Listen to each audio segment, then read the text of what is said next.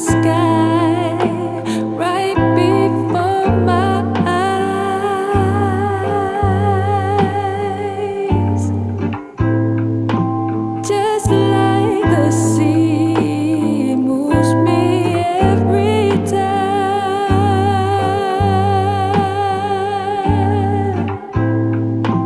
calling to me, begging me.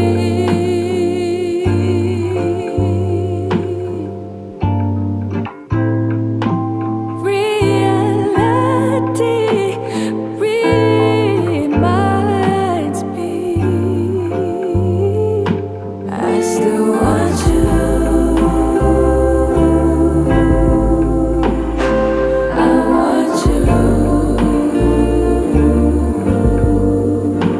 I still want you. Hey, yo's, I'm Crit, I'm Donato. And I'm Vi. and welcome to Island Fever, where grown-ass Pasifika people talk about doing grown things. And today we're going to explore the question of how do I find self-acceptance? And to do that, we got someone from the class of Hollywood Reporters 2024 influencers, Asia Jackson. Welcome to the Island Fever sofa, Asia. How does it feel? Thank you so much for having me. I'm very excited to be here. So what does that mean, though, to be in Hollywood Reporters class of 2024, like, influencers? It honestly, like, I feel very proud of myself because, like, I've been doing this for a decade right now. And so, like, just to be able to be in, like, the same, group as people who are much larger than I am, it was just, like, a real huge honor to be there. Sweet. And then what would you say about the honor where I saw you fighting in the comments on one of our videos that we posted recently? Not the honor of fighting in the comments. Like, how much of honor was that? I don't know. What do you mean? Which video? Which video? I feel like I do it on every video. Though it was Okay, the- she's about that life then. Listen, we recently posted a reel from the conversation with Bretman Rock asking folks the larger question of, like, are Filipinos Pacific Islanders? And Asia went toe to toe in the comments, fighting off some haters and just dropping a lot of education on folks. I'm very proud to be Filipino. I'm also very proud to be Black, and I'm saying that because someone's gonna clip this and then say she hates being Black because she's only proud of being Filipino, because that has happened before. So I'm just gonna put all of that out there.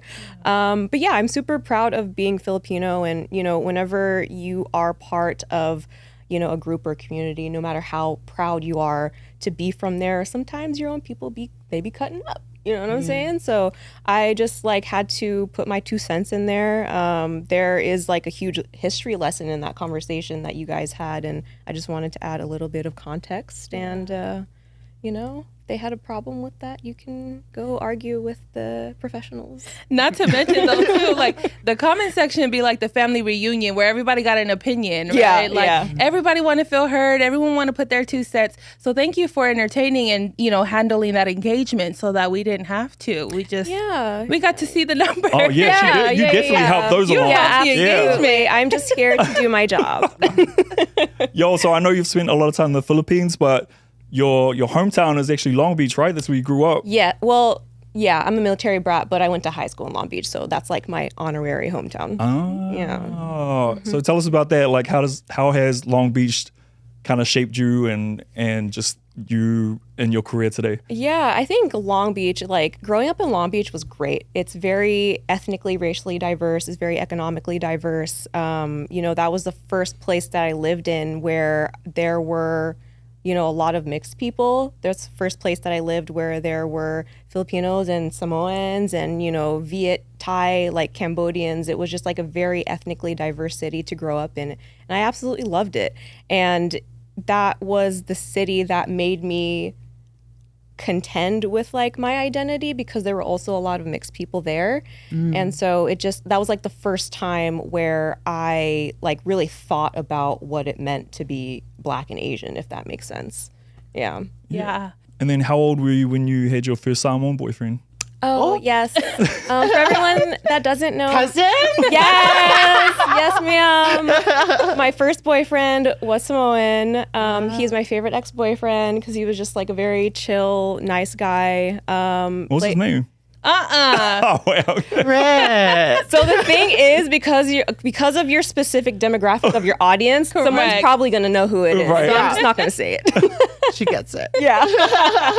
Especially he like played football, so like I feel See, yeah. now you giving them too much. Yeah, I guess that is Tag true. him That's in true. the next video. Yeah, honestly. No, but what I will say is, I remember the first time I met you at the HBO event, I always felt like you were like nodding, like, you know, when I was talking about the PI stuff, and I felt like in that room, you were probably the biggest Asian advocate, you know, as far as ally when it came to Pasifika, you know, visibility and stuff like that. And I was like, oh man, that's really cool to have you along. And now it makes sense because, you know, you grew up in Long Beach. Well, that's not the only reason you are who you are, right? But I feel like, you know, that probably would have shaped a lot of who you are as well, right? Yeah, and you know, like whenever it comes to like API Heritage Month, I always like am like the biggest, strongest advocate for, you know, Pacific identities. I feel like, you know, you guys are just one of the most like marginalized groups, especially when it comes to API History Month. So like at any chance I get, I try to speak up on that. And that's why, you know, that conversation that you had with Bretman was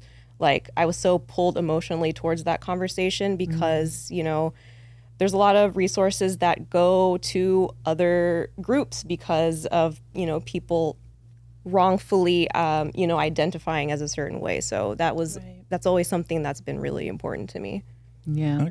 Yeah, I feel like wrongfully identifying a certain way, but I think a part of it is also like almost like a blindness in a sense. Like Yeah. if they're not closely connected to the other folks in the community as part of the AA NHPI umbrella, then it reflects in how they move resources, make decisions, and what they support and or fund, and where they show that support. Yeah. Yeah. That's something that I, when I started working with a lot of AAPI organizations, that's something that I noticed was a huge issue. I remember like one time back in 2018, I won't say which publication it was, but there was a big publication that, you know, wanted to feature me in an article because they wanted a Pacific Islander voice. And I was like, I'm not Pacific Islander, like I'm Filipino, I'm Asian. So I like really had to, it was kind of like an educational moment, I guess, in a way for that publication because they had an assumption of what Pacific Islander meant. And I felt like it was on me to really like explain what that actually is. Yeah. Yeah. I find most of the, again, going back to the biggest allies in the Asian community, they typically are Southeast Asians, right? Because I feel like you understand what it's like to be erased in Asian spaces, right? And then for you, as someone who's also Black, you're probably erased for that as well from Asian spaces. So I guess you really hit the jackpot. Yeah, I was like, I hit the jackpot of like being on the intersection of like every identity. So I feel like I don't know, growing up was weird. Yeah, or what comes with that. Yeah. You know, I guess like certain people in America view me as a certain way, but then I'm also ethnically ambiguous or racially ambiguous. So like people were calling me like Hawaiian, Brazilian, like, so, you know. All right, Brazilian. Okay, go here. And so I was like, I don't know, growing up, I was so confused because I was like, why are people calling me all of these things that like I don't recognize in myself? So it was weird. Yeah. I definitely experienced that a lot too throughout my upbringing. In some spaces, people would presume that I'm Latina. And so they'd full on, like, beyond, like, whether or not that is the only language that they speak, right? Yeah. Sometimes for me, I take it as something endearing. And so, you know, I just try to learn more about other cultures to be able to expand my worldview and understand what can bring us together. But I definitely recognize that, you know, that is kind of like a level of privilege that most Pacific Islanders don't explicitly name, is that we are able to move through certain communities and certain spaces because in a lot of ways we can be racially ambiguous, right? And so to that point, like when I'm ever in a room that gives me a little bit more like access or power, decision-making power, I'm always trying to think about how I can bring other voices in, because that's what it requires of us, right? 100%. And so while embracing that part of my identity, that's not the foundation of my identity, right? Like, so yeah, you just made me think of that because you're doing the same thing too. And then you also founded Magandang Morenex. Morenex, yes. Oh, And pronunciation. She said Latina right okay. here. I said Filipina. Adobo. Lumpia. But I do make some really mean lumpia. Okay. Yeah, I think sometimes, when we talk about the privilege that comes with being ethnically or racially ambiguous, I also think about our proximity to whiteness. And That's as it, someone yeah. who is, fair skin, lighter skin, if you see my mom, my grandpa, there's no difference. So, occupying certain spaces, I'll speak from my experience, occupying Samoan-centric spaces as fair, lighter skin complexions. Yeah, it comes with a certain, I think we're perceived a certain way, and then vice versa, right? We have this experience of okay, now how do I show up and still not discount who the fuck I am? And how do I, like you said, right? For me in the professional settings, how do I call in other voices to be seen and heard? Because I only reflect who I am physically, right? Yeah, and I think about the mental health field and how I'm commonly either I'm Latinx and they're full blown speaking Spanish to me, or I'm just what are you? It's this confusion. And the first thing I will always remind people of is yeah, so I'm human. We'll start there. Because I also think there's a level of ignorance when you don't know something about someone. People tend to lean a little more, what's the word I'm looking for? Entitled to know more about how you ethnically identify. And sometimes that's a loaded fucking question. Baby, who's asking and why? Especially in very white-centric spaces like the mental health field or higher education. Yeah. Sometimes though, I feel like it's exhausting. Real talk. Oh, yes. To always be that person in the room to be here's what's missing. Here's what we got to talk about. Here's what we got to confront. And yeah, most recently, a friend of mine reached out, really sweet, to invite me to an API mixer event where there was a panel. And I had to be sis, where's the PI? And she was like, you know what, girl? You're right. I am going to reach out to them, let them know. And then, of course, I guess they did try, but it didn't work out that way. But I'm like, I love you, girl, but I'm not going to come. Period.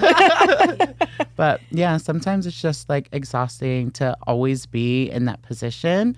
But I feel especially as a trans person or many women that I see are constantly those voices in those spaces, right? And of course, Crit too, you always disrupting. Disrupting. Well, that's what it's about, right? You want to use whatever platform you have to uplift the most marginalized voices, right? And I think that's something we all have in common. And as Pacific Islanders, but also as Polynesians, wherever we can, we try to uplift Micronesian and Melanesians as well, because again, that spectrum, there's black on one side, white on the other side, and everyone sits somewhere on that line. And so, in the grand scheme of things, Melanesians are on, one end, and we're probably halfway. So there's all that room for, advantages and benefits that we get because while we're not white, we're still closer on the scale to whiteness than, I think privilege is a really interesting conversation because on one hand, I think a lot of people think it means that if you possess a certain privilege, it means that you've had this great, awesome life and you've never struggled before. But, it's so much more nuanced than that. And, just taking the colorism example, for example, Magandang Morenex literally means beautiful brown skin. And so I created that within the Filipino community to kind of push back against, Eurocentric beauty standards. Philippines has a 400-year history of colonization, and white is better in Filipino culture. And that's why there's so many Miss Universe Philippines candidates or winners that are half white. And so I really wanted to push back against those beauty standards. But at the same time, in Black communities, I do benefit from colorism because I am lighter skinned. And while I don't have, that same proximity to whiteness as someone who is half black and half white, I still benefit from the effects of that dynamic. And so it was, it's just like a really interesting conversation. And I would only hope that, you know, as we speak more about privilege, it's less of a conversation of like, you have it better than everyone else, as opposed to like just recognizing, you know, where you sit in a space and, you know, how you benefit from it. And how to utilize those spaces. I think the biggest, one of the things I'm most grateful for is when someone had to teach me about my privilege. And I say that because, there was a lot of ignorance. As a young person who grew up in Carson, I've known diverse spaces my whole life until you're taken out of that space. And then you realize, you know, at least in the Pasifika community, I operate a certain way because I am fair skinned. Like someone educating me on that, and then also educating me on having a parent from the States and what that means, like opened my eyes that it was a conversation my parents never even had. I don't even think they knew how to have that dialogue with me. Like, hey, if you're going to be in these spaces, you're going to use that to your advantage to then help other communities who don't have the privilege you do, right? And I was like, what does that mean? Like, what am I doing wrong, and how do I do better? Some people have a real allergic reaction to someone telling them they have privilege, right? I remember we were talk about it in the class a long time, you know, when I was at Lehigh, and I said to someone, it's even as simple as like, you grew up in a 2-parent home, right? Like a lot of people don't have that, you know, and that gives you a leg up in a lot of ways, you know. And it's not saying, again, that you had an easy life. It just means that you had a lot more resources and advantages than others. So yeah, definitely. Yeah. I have a confession. In a job interview one time, I was asked to identify my privileges. And one of the main things I put down was actually, can you guess? You were pretty? I was going to say that. I said, I benefit from pretty privilege. Oh my. Sometimes things just come easier to me. And do. And I can help your organization, whatever, benefit from that pretty privilege too. Listen, I'm a female. Listen, we all get to benefit from it, you know? So. That is real though. I mean, that, you know. It emphasizes though, like, Asia, you talked about this earlier, how sometimes we get stuck in like identifying with the way community sees us. And sometimes we've got to do that for safety. Sometimes we've got to do that because of our privilege. But like, you know, when we are seen or perceived a certain way, you kind of have to acknowledge that and move a certain way in certain spaces. Yeah. If you blindly or ignorantly walk in without acknowledging that, I think you're going to get checked really quick. Yeah. Someone's going to humble you, someone's going to educate you, or you're going to feel really fucking stupid in a space like I have before. So yeah, I've definitely experienced that also. Yeah. Yo, so we've talked about, you know, the different ways that you felt erased or just haven't felt included in community. Where did you finally find that? Like, how did you get to that point?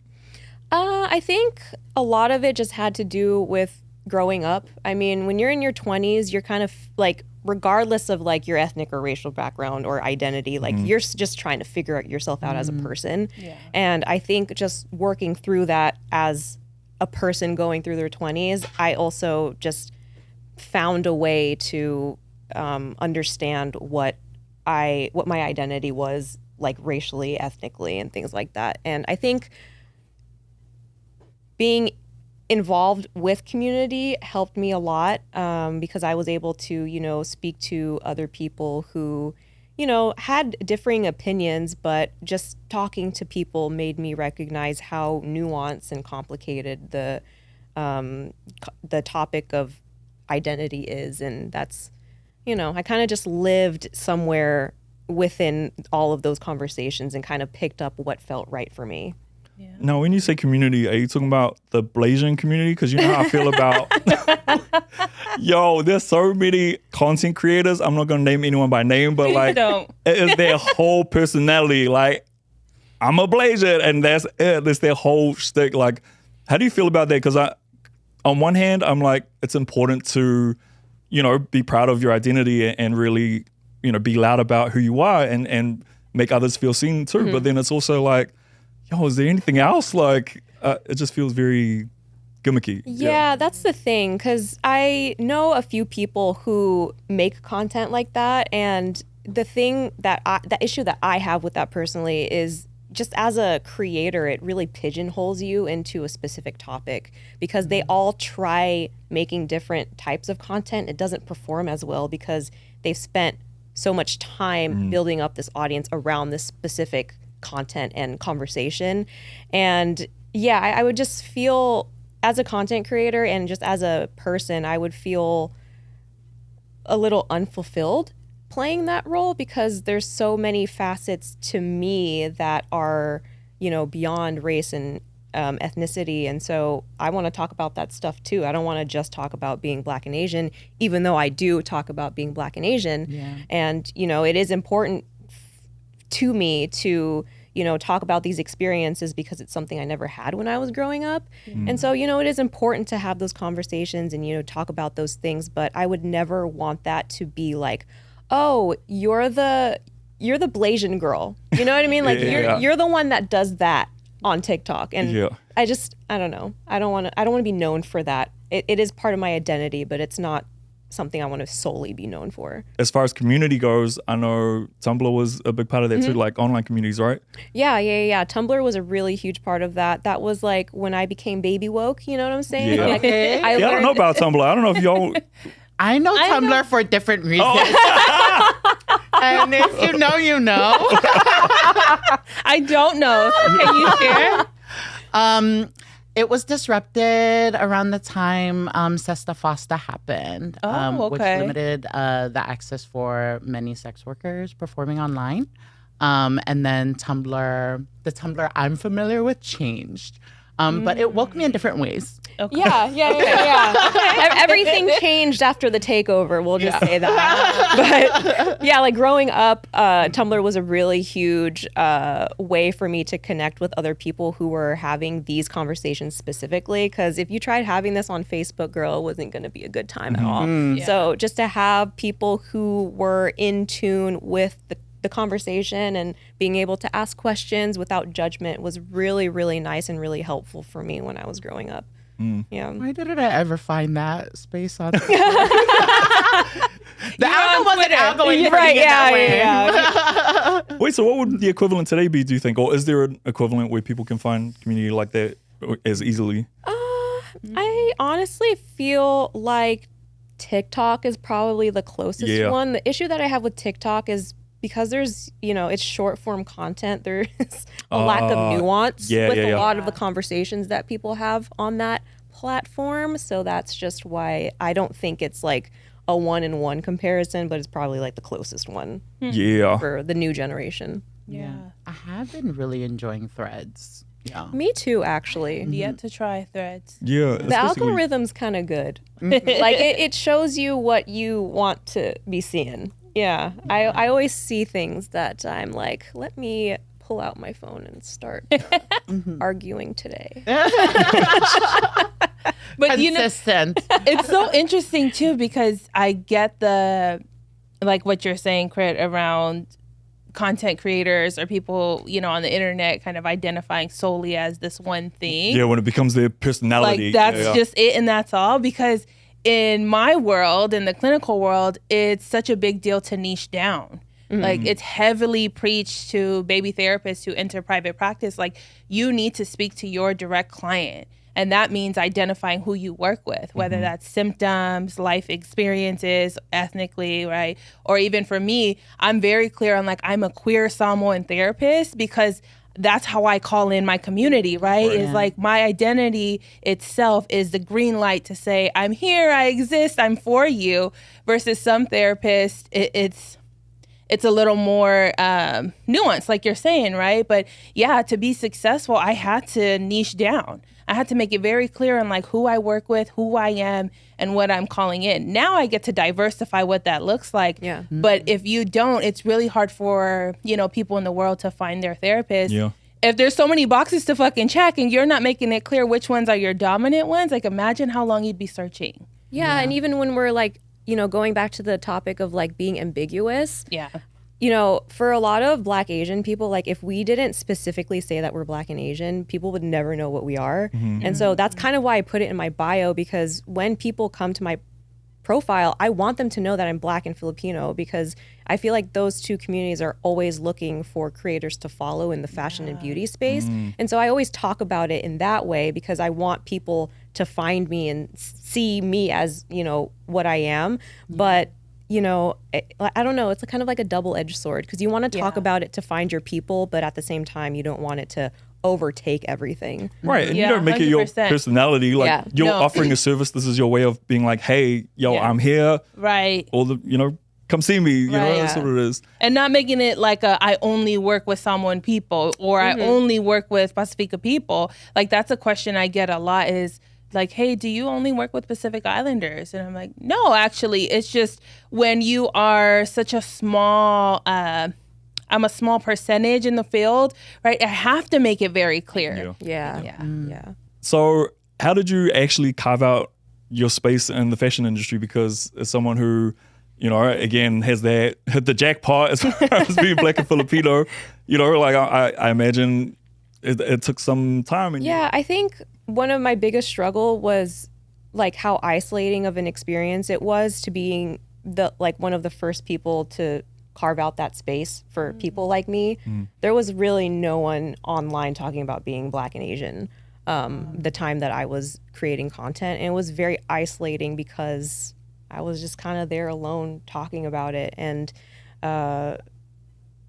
all of my like friends in real life, you know, they weren't even content creators at the time. And so, yeah, it was just like really lonely of an experience. But I was so, I guess, like gung-ho about my purpose, and that I wanted to be the representation I didn't have when I was younger, that I was like, I don't know, I kind of just like have to brush this off and just keep going, because I know that, you know, no matter how I feel about being isolated, imagine all of like the thousands and millions of kids out there who also feel isolated just for being who they are. And so I kind of just like had to, I don't know, there's a really huge mindset shift that I had to go through to continue doing what I was doing, but it was tough.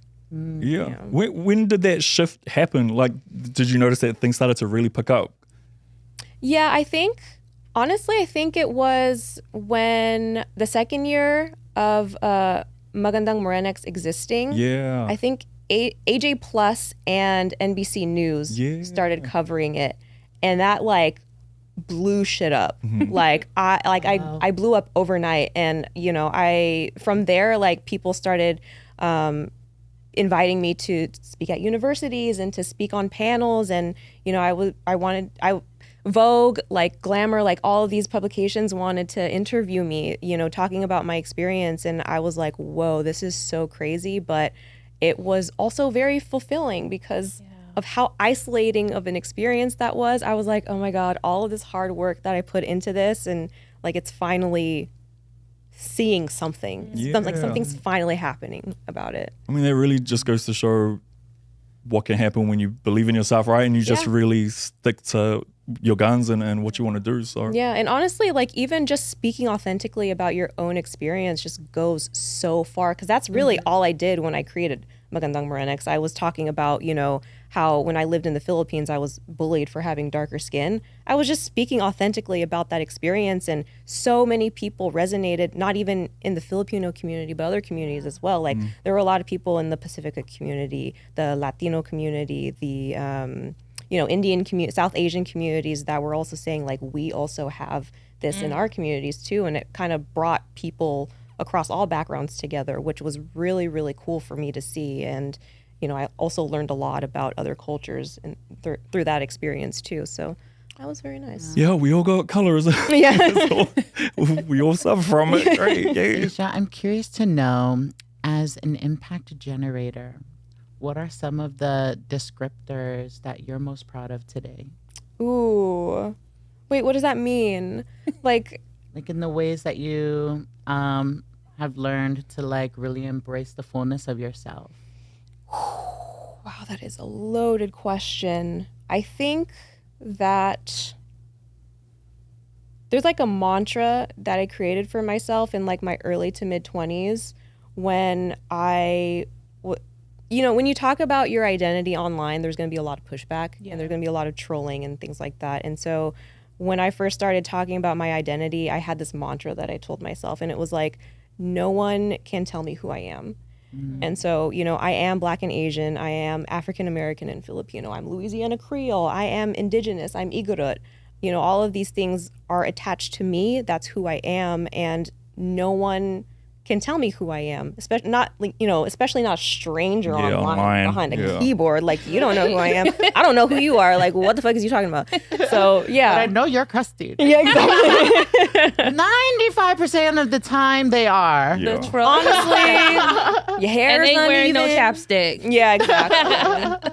I think about like all the different layers that you've probably had to experience in carving out a space that didn't exist, while also still grieving not having that, right? Like there's layers of, I'm assuming here, so you can so correct me at any point, but like I am thinking there's a lot of sadness and loneliness in that. And just out of curiosity, how'd you navigate that, or how are you still navigating that when it shows up?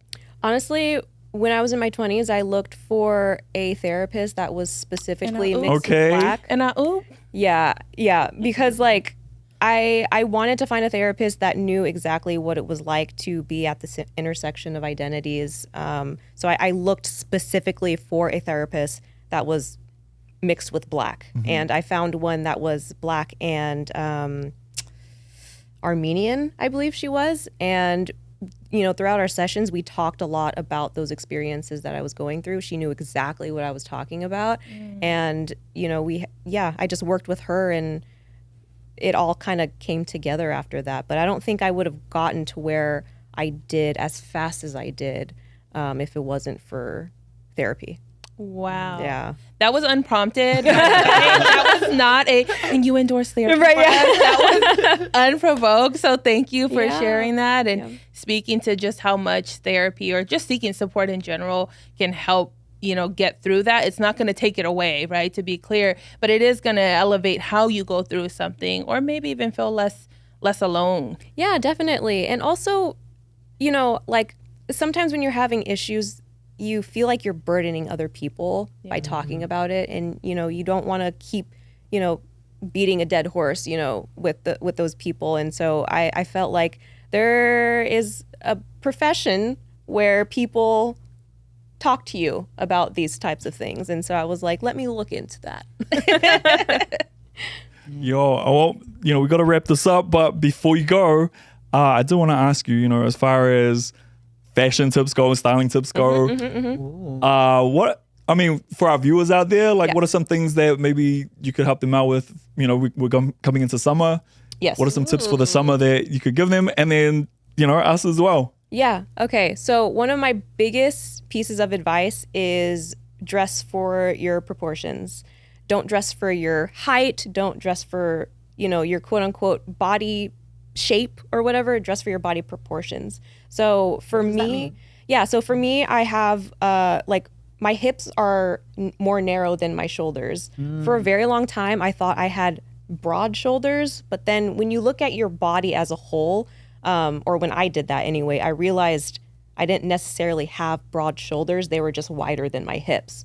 And once I found out like that piece of information, I was like, damn, like my style evolved so quickly after that, because now I know that I feel more comfortable in a halter top as opposed to like a spaghetti strap, because it just works with my shoulders a lot better. And it, you know, I love wearing, you know, like big flared pants with like pleats and stuff like that, because I have narrow hips. So, you know, this adds a little bit more volume to the bottom half of my body to balance out how wide my shoulders are in comparison.